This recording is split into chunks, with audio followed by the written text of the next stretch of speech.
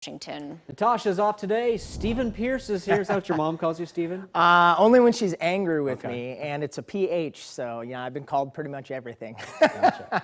Hey, but one thing I'm not going to be called today is apparently the guy who brings the sunny weather, because we're going to see some rain this weekend. I think tonight's going to be your best night, and then later on the day on Sunday, tomorrow looks pretty wet, but right now here's a live look outside in Seaside, and folks enjoying a nice afternoon there. West wind at 4 miles per hour, 58 degrees. A few folks out there along the beach.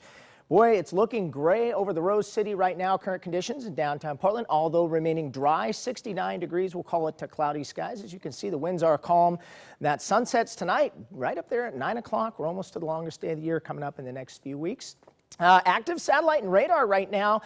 First, we'll move in on the Portland area. I am keeping my eye on that one shower cell moving out of Multnomah County now, crossing over into Clark County. Folks up there in the Philida, Salmon Creek area, and then Battleground be getting some raindrops on you here fairly quickly.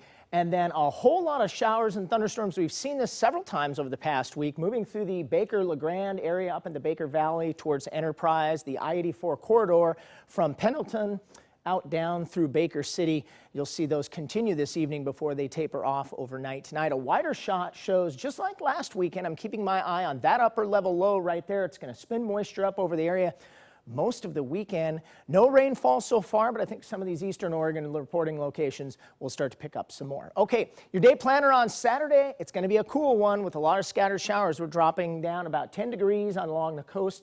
Temperatures in the lower 60s in the valley. Same thing in the gorge. Central and east side of the state, I think you'll have less in the way of rainfall, but again, temperatures cooling down quite a bit. There's those high temperatures today. We could only imagine 69s at both Portland and Vancouver, but again, normal for this time of the year, right at 71, upper 50s and lower 60s along the coast.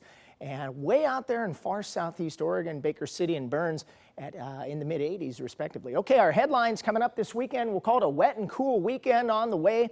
Possible thunderstorms on Saturday, even on the western side of the state, especially in the afternoon, so be on the watch out for that. Sort of a repeat of what we saw last weekend.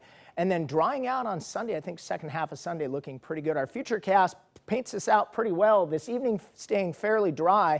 And here we'll stop it at noon on your Saturday. Lots of showers popping up on the western side of the state, and that'll continue into your Saturday night. But once we get to Sunday, although this looks a little overdone, we'll get those showers out of there. Rainfall forecast shows all the way through the weekend. Now we'll run this up to Saturday evening at 7:30, 8:30 o'clock. We'll see, I would say probably about a ½ inch to 3/4 an inch of rain across the valley. But again, that'll be hit and miss in variety. Okay, 7-day forecast. We'll jump into that real quick here. Saturday, the wettest day of the weekend coming up. We'll call it cool and wet. Highs in the lower 60s. Temperatures remaining cool on Sunday. And then next week's kind of a mixed bag. Looks more like, well, like spring should. Guys? All right, Steve, thank you for that.